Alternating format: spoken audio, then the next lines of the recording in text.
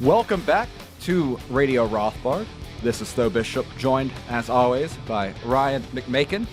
And we have a special guest with us today, Derek Dobalian, who is an attorney out in California and has written several articles on LewRockwell.com in the past.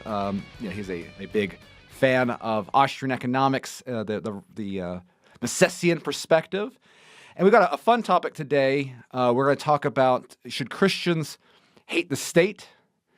And really, I think, there is in a recent episode, Ryan and I talked about some of the pre-political social bonds that the state, particularly kind of our modern totalitarian state, really hates. And Derek, I think some of your articles on this topic touch on this phenomenon to an extent. I guess starting off, our audience is pretty familiar with Ryan. Can you just kind of introduce yourself, how you became interested in Austrian economics, this crazy world, and a little bit of what inspires some of your writings? Sure. Thank you so much for having me on. I came to libertarianism through most people, Ron Paul. Before that, I was a right-wing neocon, and I found Ron Paul when he was running for office, of course, and through him I found Lew Rockwell's site, and from there I became a libertarian pretty quickly over a few months of reading the site, and then it took a little longer to become an anarchist, but I got there probably a year later, and so that's how it came to the Mises Institute. And once I got there, I met Lew Rockwell at an event here in Los Angeles, and that's how I started writing for his website. I've always been interested in philosophy, and I grew up as a Christian, and I've always seen a kind of disconnect between the political philosophy advocated by most Christians and what the Bible actually has to say about politics. And just I think always helpful for our listeners' perspective here. Ryan, I know you're a good Catholic. And, very good one. Yes, excellent. Yes. Opposed to those bad Catholics. Tip top. I myself am someone who was culturally Christian for most of my life, not a churchgoer. I have recently found a renewed interest within Christianity. I attend a Presbyterian church. I'm not ready to make my commitment to the Presbyterian brand of Christianity, or any commitment to a church institution itself as the brand that I believe in, quite the same as I would talk about my Georgia Bulldogs as my football team of choice. Derek, just kind of help with this particular topic. What church, what sort of approach, perspective do you come within this topic? I'm a Seventh-day Adventist, so Protestant. That's what the church I grew up in, and I continue to practice in that denomination. Once I became a libertarian, I kind of found a strand of being anti-state within Adventism. Of course, I don't know if you know of Desmond Doss, who in World War II became a conscientious objector and refused to engage in violence during World War II, and was attacked for that, but heroically ended up saving many lives. Yeah, surely we have articles on Doss somewhere on Mises.org that's been mentioned, because of course, obviously, conscientious objection is something we like at both LRC and Mises.org. And of course, there's that movie, Hacksaw Ridge, which is just a great movie. So maybe certainly one of the most famous Seventh-day Adventists, I would say. Seemed to, he's an interesting case, right? Just because here was a guy who didn't have any particular problem with the state per se, but wasn't willing to take orders from it. So that just in itself is always an important first step. And so that's always nice to see.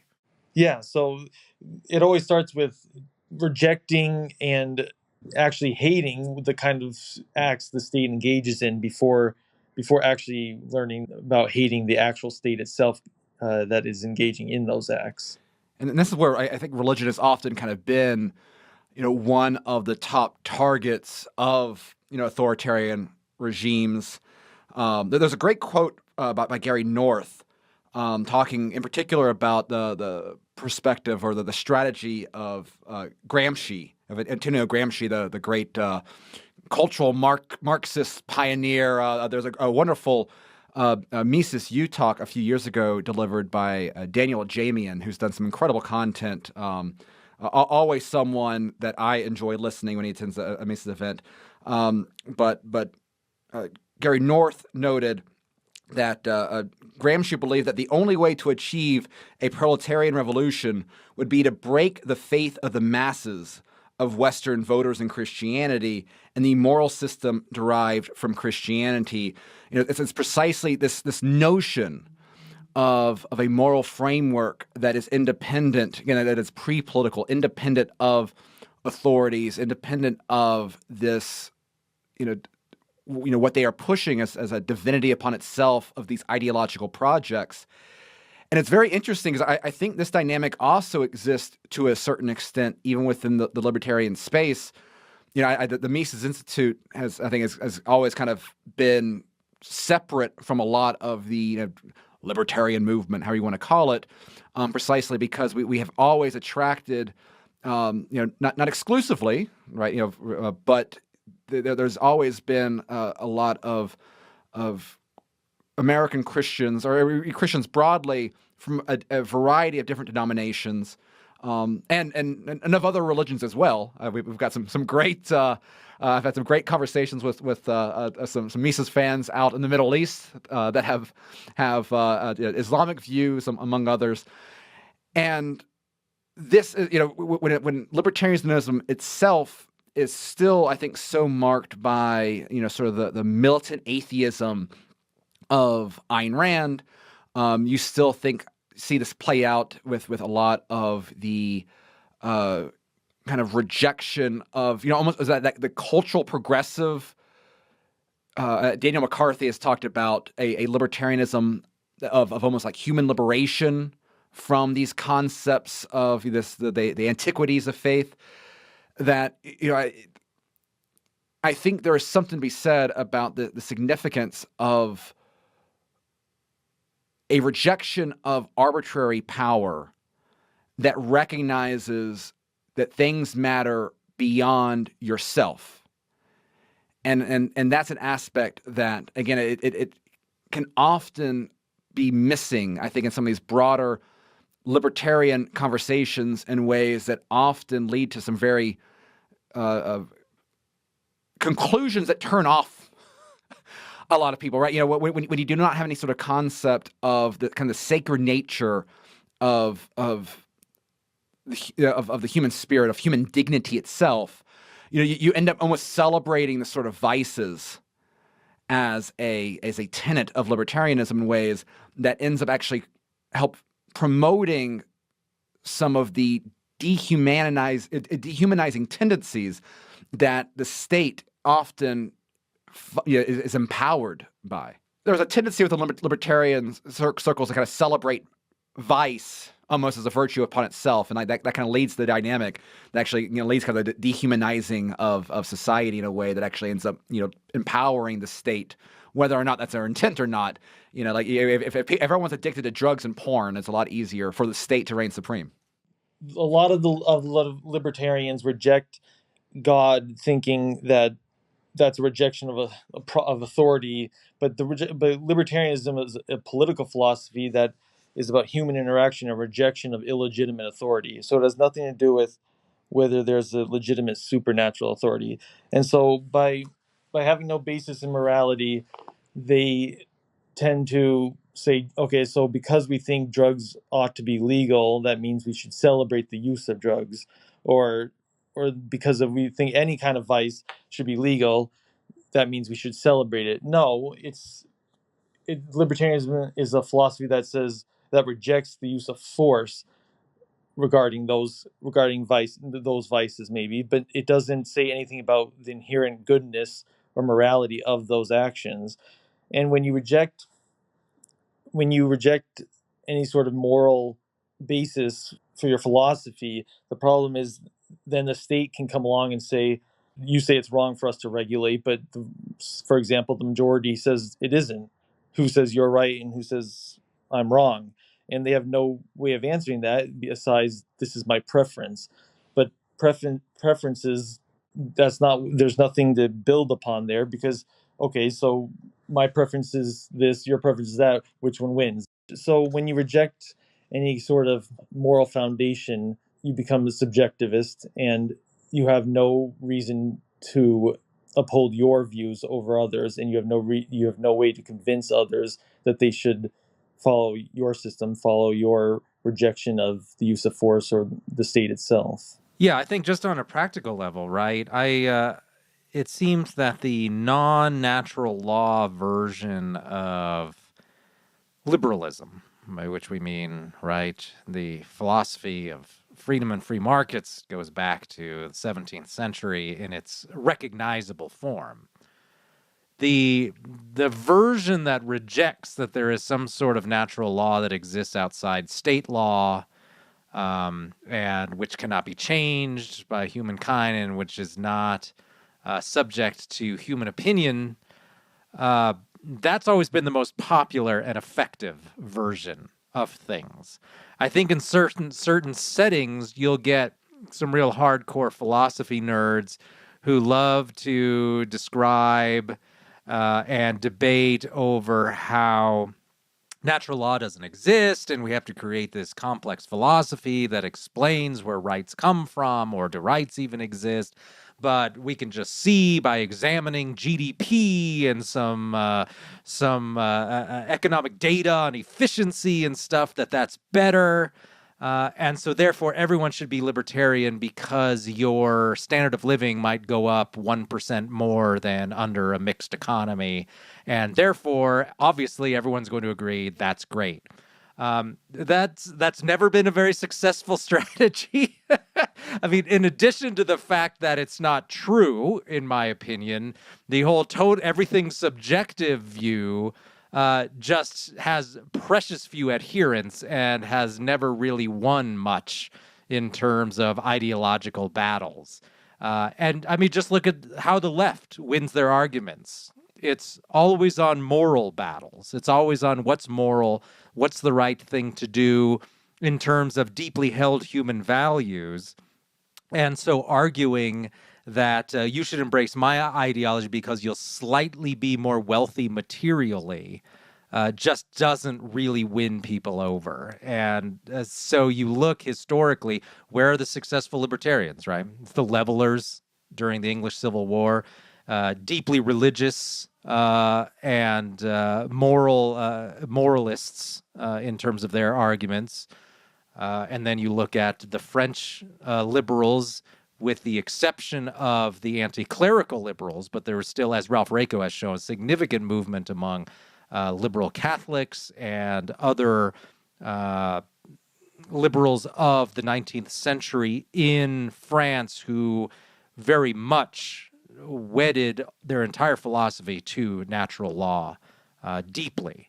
And they're the ones who managed to make some headway in terms of preserving the ideas of freedom and free markets. And generally, those no God, no masters anarchist types tend to just be a pretty tiny fringe. And I know some of these people, not that I think they're bad people. It's just the argument just never tends to become a mass movement from any example that I have ever seen. And it's interesting too. It's something worth noting, you know, as representatives of the Ludwig von Mises Institute, that there is this very interesting dynamic. And I know I believe it's a topic that's come up a lot in various conversations on this topic. But like if you read Ludwig von Mises's own views on Christianity and socialism, he was very critical of Christianity, and he kind of saw it as playing a role in sort of the intellectual defenses of socialism. And in his experience, there is some, I think, some value from the historical context here, is that he was deriving from sort of experiences unique to Europe, and that if you read within the biography of that Guido Holzmann wrote, that his interactions with religious individuals in America, I think particularly he had Presbyterian benefactors, though obviously we could also then look at Murray Rothbard, who wrote very favorably of the contributions that Catholic scholars made to the promotion of economic thought. Both men had great respect for the Salamanca School as kind of a proto-Austrian foundation there. And so even these individuals, and Mises' own writings on Christianity, if you read Theory and History later on in his life, it's a lot more, it has kind of less of a young man's edgy atheism, not to be overly critical of the master there, but Theory and History has a lot more respect for the role of Christianity played within Western civilization.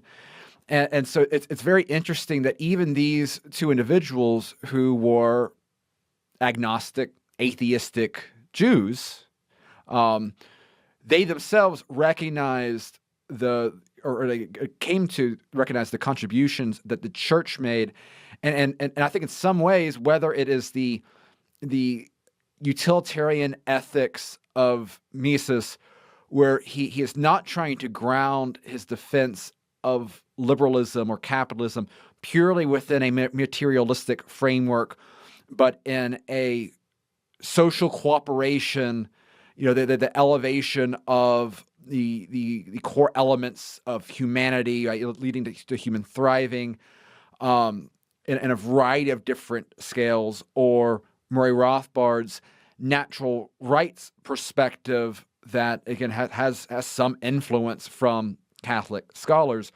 Both those two individuals, even though not believers themselves, have a lot more overlap with this sort of dynamic than, again, a lot of those that kind of pride themselves in being, kind of libertarian, edgy, Reddit atheist types. Well, and I think just looking at the historical record, right, you can see, looking at Mises' writings, Mises is an accidental moralist, right, in the sense of methodologically, he certainly spends a lot of time using utilitarianism, but ultimately he makes all these arguments about what is the right thing to do based on his arguments. So he rejects natural law, and Rothbard has some good critiques of where Mises goes wrong on that. But ultimately, whether he explicitly states it anywhere, I don't know, but he falls back. Mises does ultimately on this is the right thing to do, and if you like human flourishing, if you like civilization, these are the things you have to do. But it's not just simply something that can be left up to subjective thoughts on the parts of his opponents. He really does think that there is somewhere, somehow, some correct way of doing things, some sort of natural law that he doesn't call it that, where there is this thing that we have discovered through economic law, which are a type of natural law, which show us the right path. And so even he, while he's circling around utilitarianism, recognizes the need to have some sort of immutable law that extends beyond what the state can change.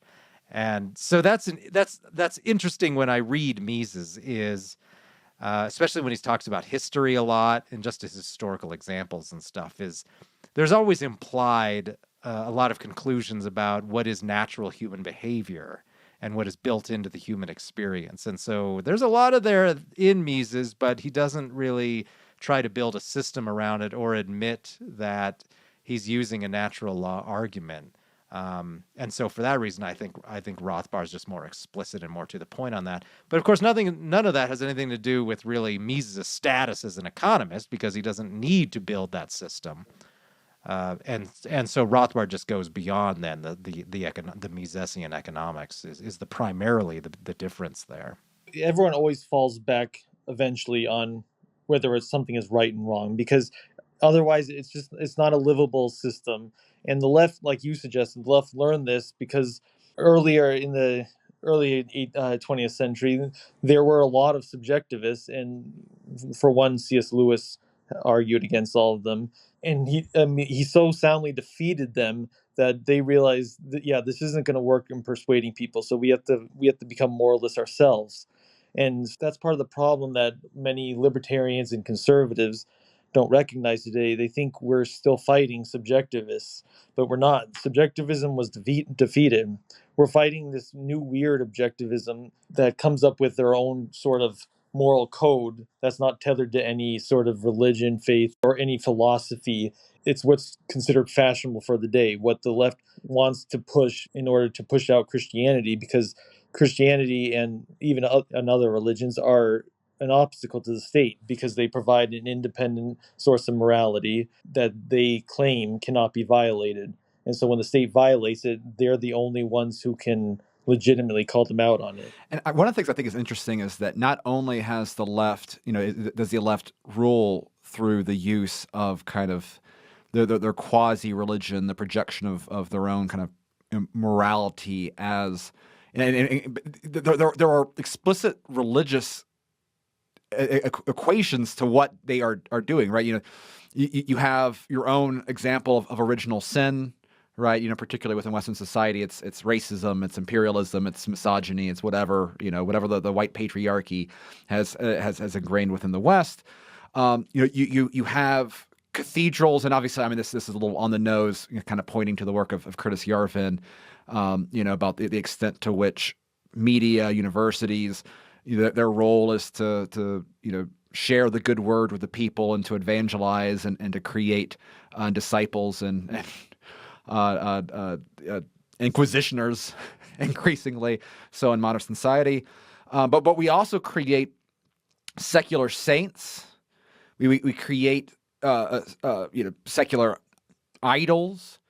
I had an article earlier this year about the role that kind of Juneteenth and some of these federal state holidays kind of serve that role of setting, their government's own form of feast days in terms of the way they set society's calendar and has cultural ramifications within that. And Derek, I know that you've talked about this a bit. I know you had an article about what you called the unholy trinity of Charles Darwin, Karl Marx, and Abraham Lincoln.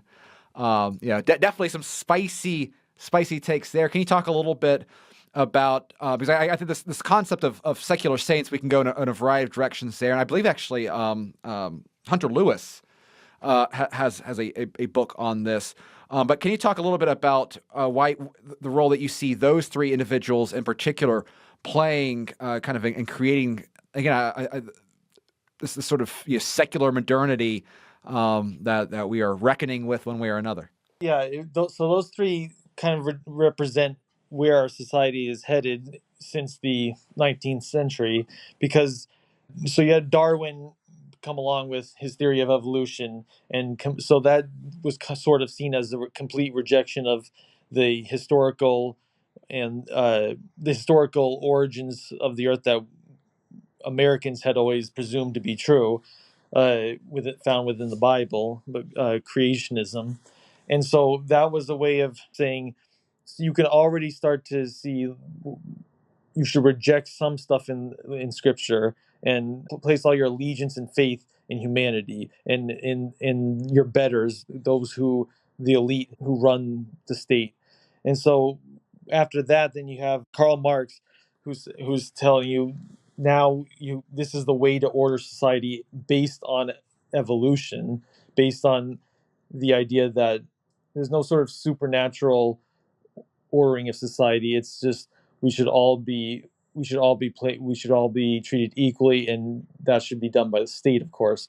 And so then Abraham Lincoln worked on centralizing the state, and so creating this sort of ultimate authority that Americans over a century has its own authority where it can make proclamations and essentially say, "Thus saith the Lord," and there should be no questioning of them, and there should be no suggestion that the leaders of this centralized government have anything but the best intentions for the average citizen. Well, certainly throughout the 19th century, right, just the state as an important aspect of everybody's life has grown many times over.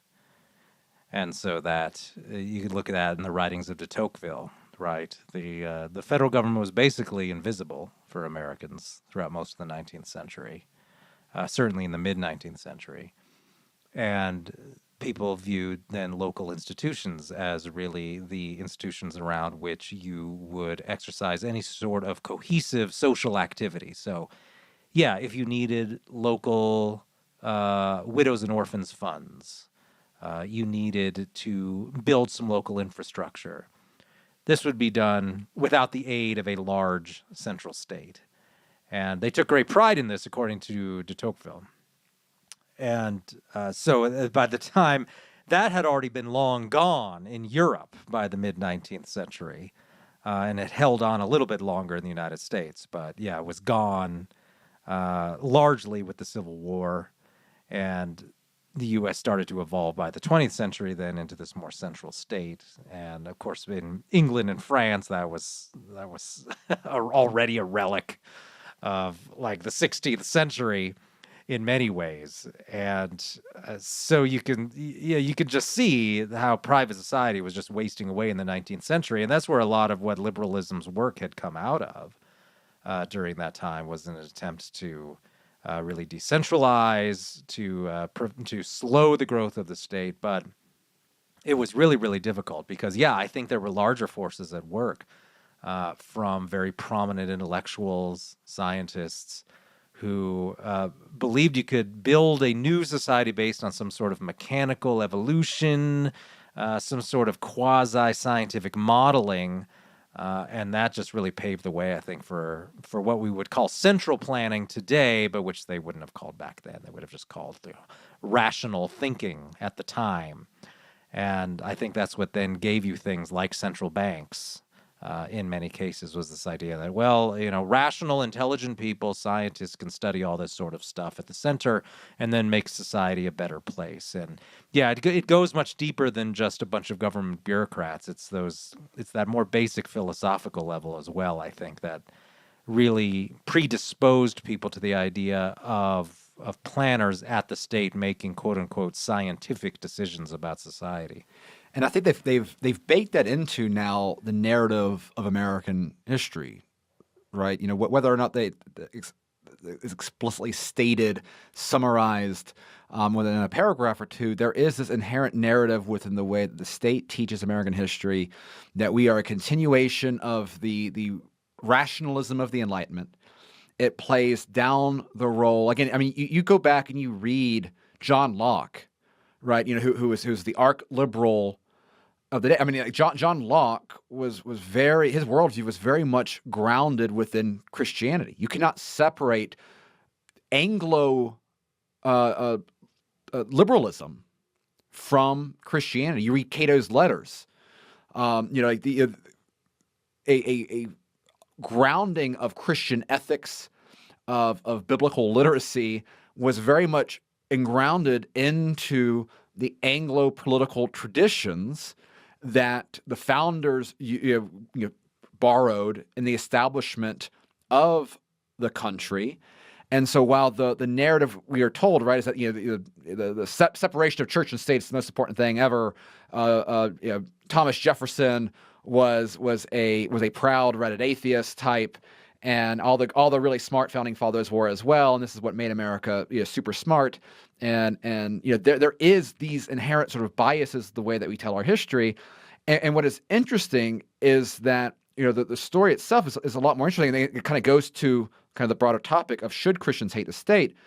Because the issue does come where if you do not hate the state, I love Rothbard's political history of the 19th century and its role in all of these different regional conflicts and these ethnic and religious differences that overlap with all these fascinating political battles, right? And so you have, the pietists and the liturgicals, and you have the Catholics that are very laissez-faire and very kind of grounded in that sort of old school Jeffersonian, Jacksonian, small government, liberalism, and going against this growing social gospel style.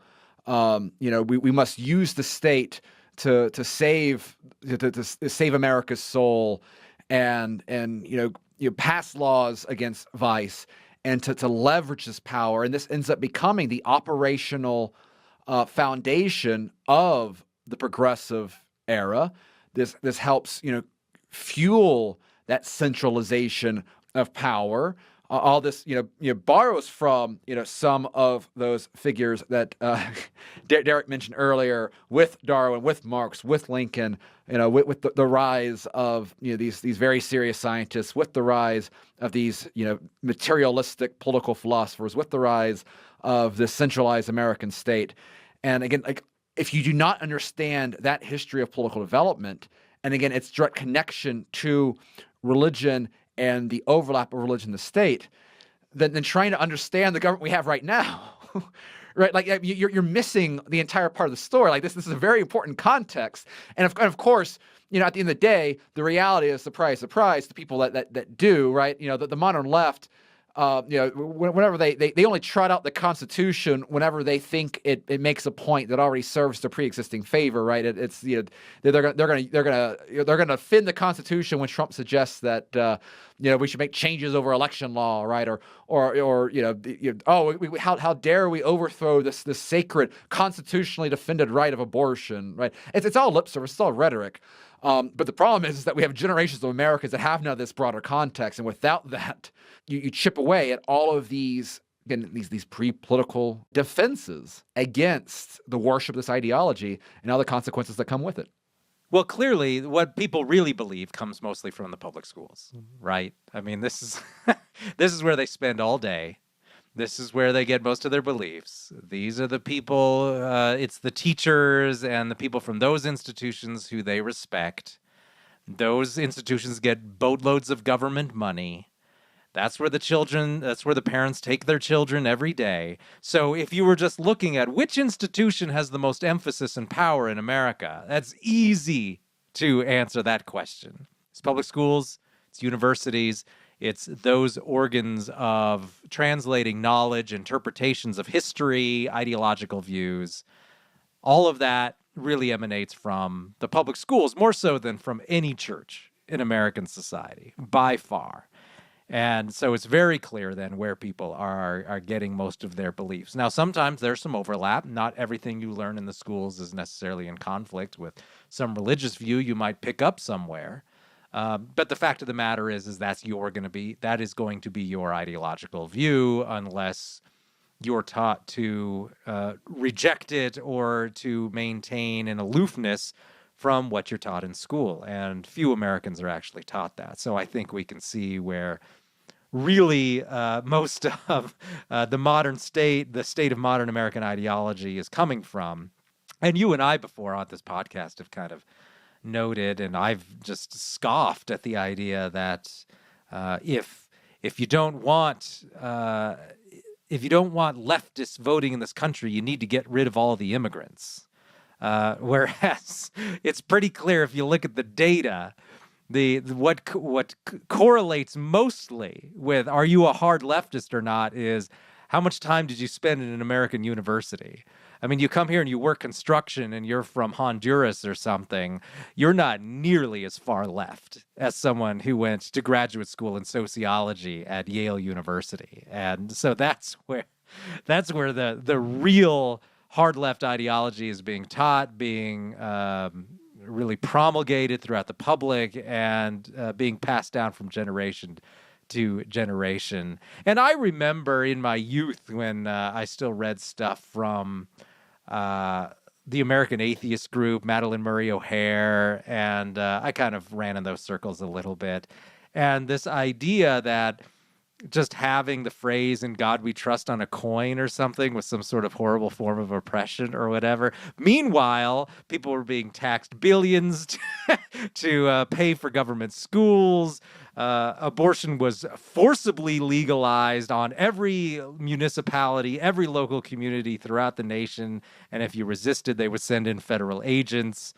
And then, of course, not to mention all of the wars waged in the name of the American state and American power politics and all of that.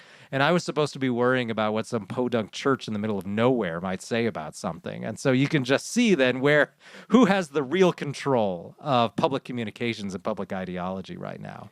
And I was having a conversation with one of our colleagues earlier about, we're about similar age. We're both, I was born in '89, but we're largely, products of the '90s. Nickelodeon and Cartoon Network growing up on. And it's really in the last few years, and it's a conversation that I've had with friends that, went to high school with, around the same age, is really just sort of like how spiritually poor, the environment that we grew up really kind of was. And I think a lot of them are feeling it in different crises of meaning. And when you think about the degree to which, again, this educational curriculum that is so effective at pushing this narrative, I think that leads to so many people feeling, so depressed and black-pilled about the state of things and the battle we fight. But what's interesting is on the other side of it is that you do see renewed interest in I notice it with friends that have always been atheists. They're going to church. I myself, again, never considered myself an atheist per se. Maybe agnostic for quite a while. But I find myself, realizing the need for something higher, and a desire to have a Christian relationship with God. And, I know that there was this period after the French Revolution, right, where all this generation of revolutionaries end up kind of reverting away from the nihilism of that era.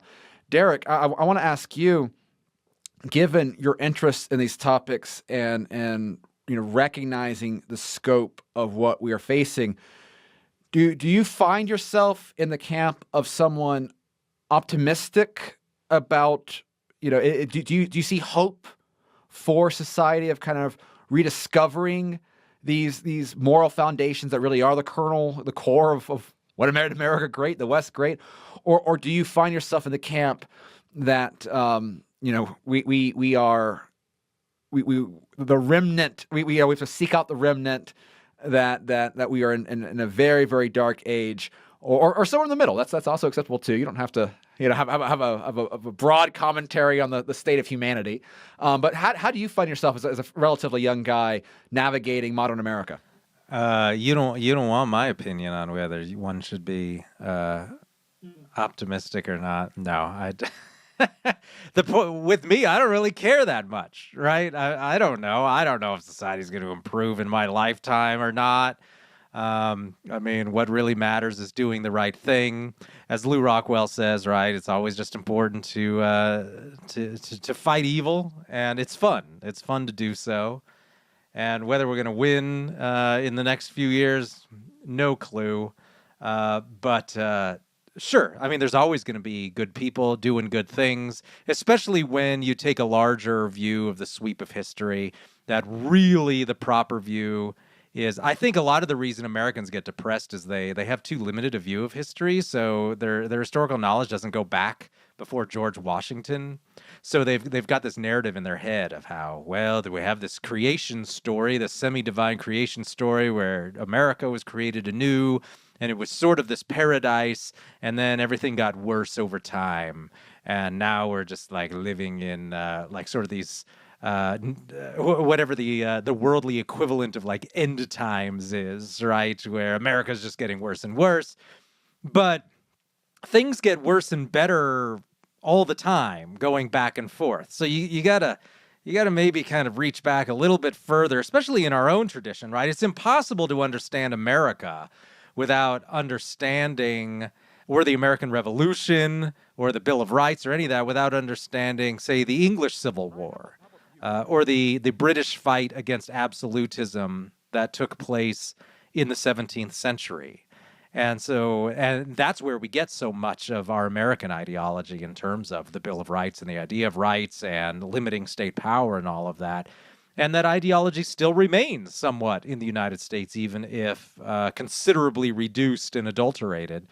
It's there, and it goes back to a very dark time in history when you had kings who truly wanted to abolish Parliament, wanted to abolish any hope of freedom in commerce, limit freedom of speech. They they really had no respect for human rights as we know them today, and there was a significant movement against that to reclaim those rights, and a lot of that was very successful. And then those successes and the ideology behind it was transferred to North America in many, many ways. But this idea then that this all just kind of appeared out of nowhere, and that the idea of liberty hasn't seen dark days before, of course, is not terribly accurate at all. And I think you can be starting from a very bad place and gain some great success. And I think that may be where we are. We're in a time of history where the idea of freedom is not particularly well respected. A lot of lip service is paid to it in what we would call, I guess, the neoliberal orthodoxy. But that's really just third way interventionist style government that we see throughout most of the world now. And so you have to fight it. I mean, thus has it always been, right? There's always a tendency for the state to enlarge itself, to grow more powerful. This has been true since really, since Rome fell, right? As soon as Rome disintegrated, then there were already new forces looking for ways to re-centralize power, to rebuild essentially what Rome was, and reassert the idea of a major centralized powerful state that would imbue humanity with all the glories of the past and so on. This takes us actually to the Christian issue again, is that one of the great things about Western Christianity is that it rejected the idea that Rome was just the best thing ever. And St. Augustine specifically noted that, well, Rome, that was the city of man. We're built for the city of God. And so having some big empire, powerful states, those can have some advantages in some way in terms of driving off barbarians and such, but ultimately these are corrupt institutions that don't really demand any sort of our spiritual allegiance. And the way that Ralph Raico puts it in his lecture is Augustine's view of the Roman Empire was Rome schmome. And so that so many of these later kings, they all wanted to rebuild the empire. They all saw themselves as the new Roman emperor, all going well up into the late Middle Ages, even into the modern period. They were all rebuilding Rome. They were all going to be the new emperor. But Augustine's view was, empires, they're not that great. We don't need these kings who are essentially like pirates. And so Europe has been through lots of different stages of that. And there's always those political rulers who want to rebuild Rome, and our job is to stop them. And they've been doing pretty well for the last couple hundred years. But it's never too late to just do the right thing and try and bring others to your side and fight against this attempt to reestablish Rome, which has been going on for the entirety of Western civilization.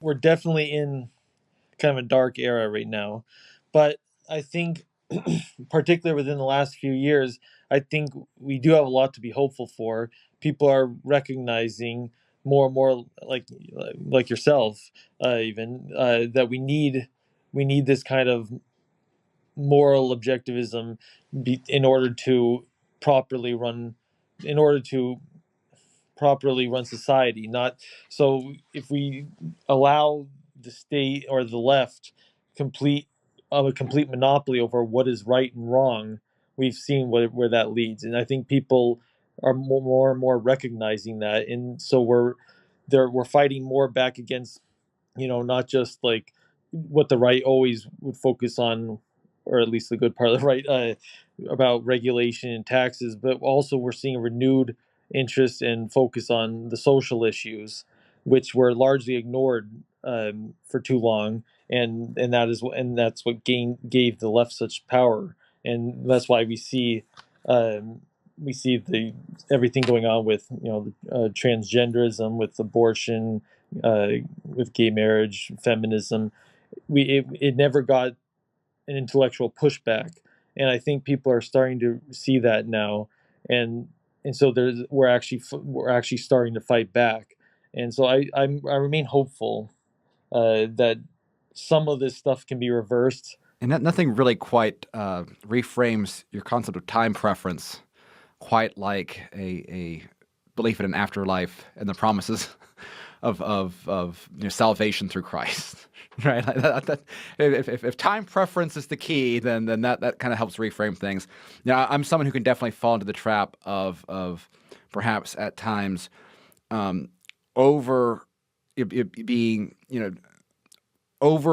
overly hysterical about the darkness of the times we were living in. I try to temper that with perhaps being naively optimistic about certain aspects of society.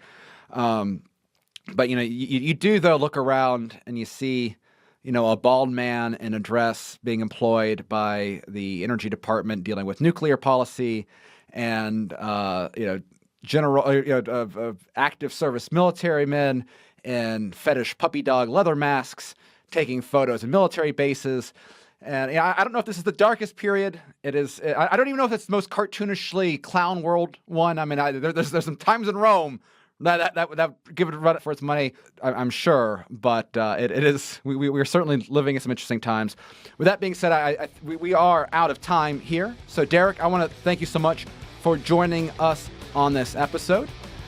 For Ryan McMaken, this is Tho Bishop. This has been Radio Rothbard. Thank you for listening, and we'll see you next time.